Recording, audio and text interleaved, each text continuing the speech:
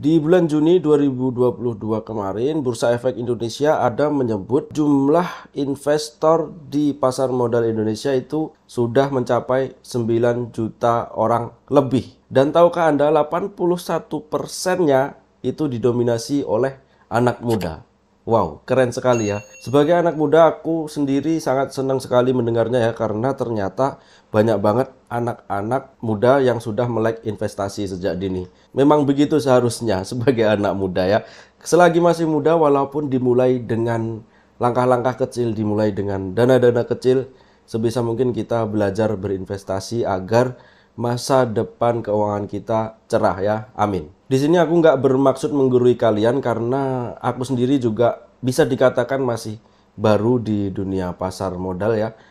Tetapi kalau saya lihat sekitar saya, itu memang masih banyak orang yang takut untuk memulai berinvestasi di pasar modal yang disebabkan oleh adanya kesalahpahaman sudut pandang mereka dalam memahami pasar modal. Aku udah rangkum beberapa poin, ada 6 poin yang menjadi miskonsepsi masyarakat mengenai investasi di pasar modal. Semoga setelah menonton video ini nanti kamu jadi tercerahkan dan benar-benar paham konsep sesungguhnya mengenai investasi di pasar modal. Kita akan mulai setelah yang satu ini. Aku percaya sama teknologi cryptocurrency kedepannya bakal potensial banget ya guys. Tapi tetap aja kita harus melakukan riset sebelum memutuskan membeli cryptocurrency. Selain melakukan riset, kita juga harus paham bener nih tentang cryptocurrency dan teknologi yang dia pakai, yaitu blockchain. Untuk info-info tentang cryptocurrency dan blockchain ini, sebaiknya jangan asal terima dari sembarang tempat ya guys. Takutnya info yang kalian dapat itu info yang nggak bener. Ya udah, aku kasih tahu aja nih ya, platform yang kredibel membahas kripto dan blockchain, yaitu namanya Play3 by EVOS.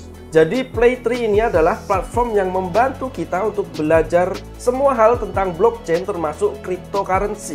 Kayak yang aku bilang di depan tadi, kalian bisa belajar tentang cryptocurrency mulai dari materi basic sampai ke advance. Gak cuman itu, bahkan tutorial game-game play to earn yang menggunakan cryptocurrency juga ada di sini guys. Gak cuman belajar aja, ketika kalian menonton video-video pembelajaran yang ada di Play3 ini, kalian bisa mendapatkan rewards berupa points dan juga XP, yang mana rewardsnya ini bisa ditukar dengan game item dan hadiah spesial pemberian Play3 by EVOS. Kayak skin Mobile Legends, skin PUBG, dan masih banyak lagi.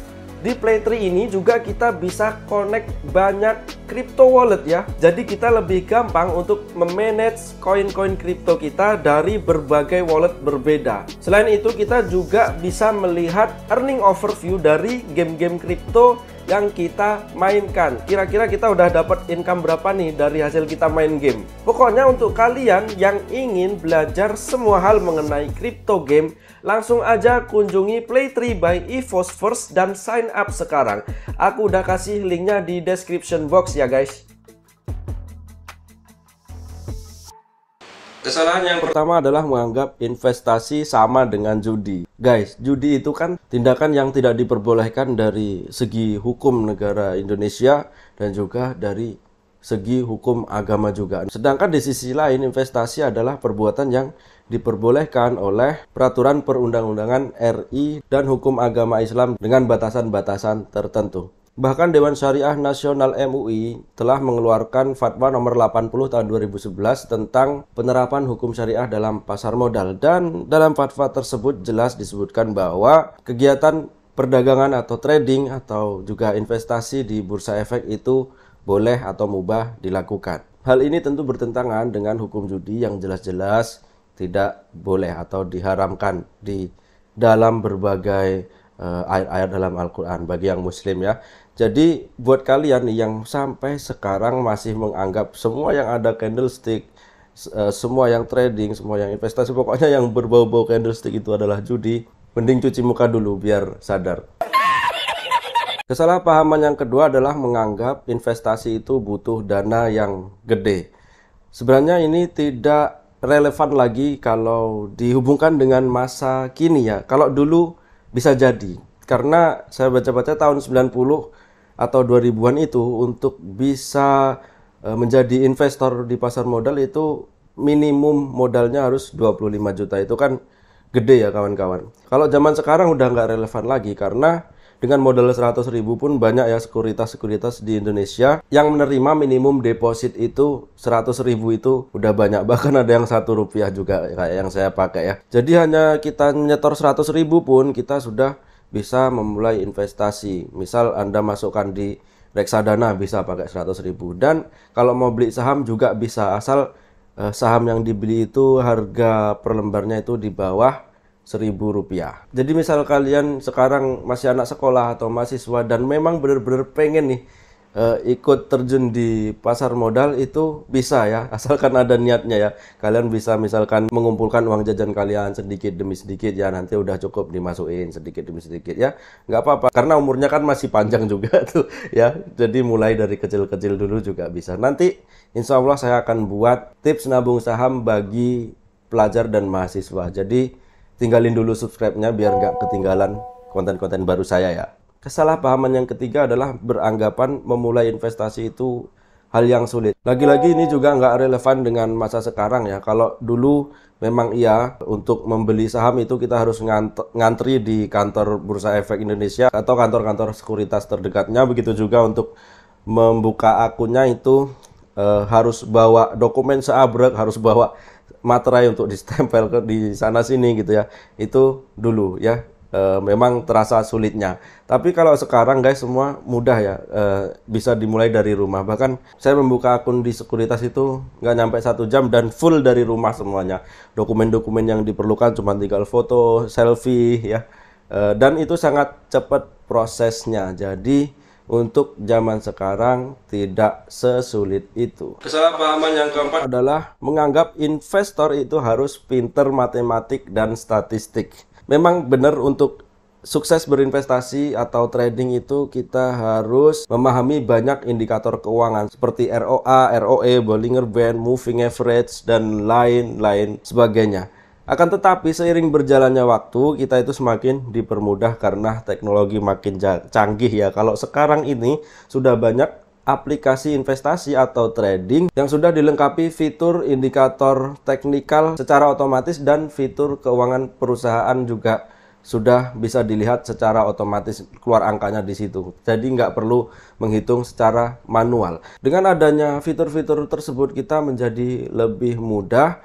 Dan yang perlu kita lakukan adalah memahami cerita di balik angka-angka yang keluar dan nggak perlu hitung-hitung secara manual. Oke, kalau merasa masih puyeng juga, bingung mainin aplikasi trading atau investasinya ya, bingung juga melihat angka yang udah keluar nih, masih bingung juga.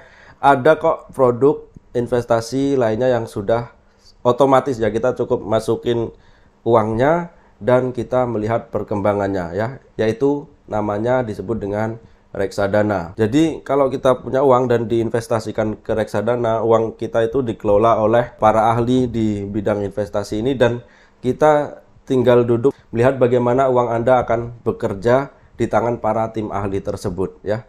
Kesalahpahaman yang kelima adalah menganggap investasi di pasar modal itu pasti untung. Perlu Anda ingat ya kawan-kawan, kalau ada orang yang datang menawarkan investasi dan dia sudah tahu perkiraan keuntungannya ini bakal stabil sekian persen per bulannya, per tahunnya, sudah dapat dipastikan oknum tersebut adalah penipu ya. Karena seorang ahli investasi di Wall Street sekelas Benny Madoff pun tidak bisa menghadirkan investasi yang selalu memberi keuntungan. Jadi investasi itu selayaknya bisnis biasa ya guys ya, kadang ada untungnya, kadang juga bisa rugi. Yang perlu kita lakukan sebagai trader atau investor adalah meminimalisir potensi kerugian dengan memilih perusahaan yang terbaik, investasi menggunakan uang dingin, menyusun strategi investasi berdasarkan data keuangan dan disiplin terhadap strategi tersebut. Jadi biasanya oknum yang menawarkan investasi yang pasti untung ini biasanya mereka tidak menggeluti dunia trading atau investasi itu sendiri, melainkan seorang pemain money game ya kawan-kawan. Misal MLM gitu ya, banyak banget lah contohnya di Indonesia ya. Seolah-olah itu investasi, ada yang bentuknya elektronik dinar lah, elektronik emas lah ya. Tetapi ujung-ujungnya harus cari member. Dan skema Ponzi kan dilarang di Indonesia. Jadi hati-hati aja kalau ada orang nawarin investasi dan udah bisa kasih gambaran kita nanti per bulan dapat segini Pak, itu hati-hati. Kesalahpahaman yang keenam, investasi sama seperti tabungan biasa. Banyak masyarakat di Indonesia yang menganggap investasi sama nabung itu sama aja. Toh saat ini juga banyak bank yang menyediakan layanan investasi kepada nasabahnya. Sebenarnya beda ya guys, karena memang terdapat perbedaan mencolok antara nabung sama berinvestasi. Dalam dunia investasi, baik itu saham, obligasi, pasar modal, dan apapun itu produk investasinya, Anda sebagai investor itu dapat melihat dengan transparan uang Anda itu dialokasikan kemana saja ya. Sedangkan kalau nabung itu uang yang Anda masukkan ke tabungan yang Anda anggap itu investasi, itu kita nggak tahu dananya dikelola untuk proyek apa gitu. Lalu perbedaan lainnya antara investasi dan tabungan biasa adalah dari suku bunga dan resiko ya. Resiko investasi umumnya lebih tinggi daripada menabung ya kawan-kawan. Nah ini pula resikonya ya kawan-kawan.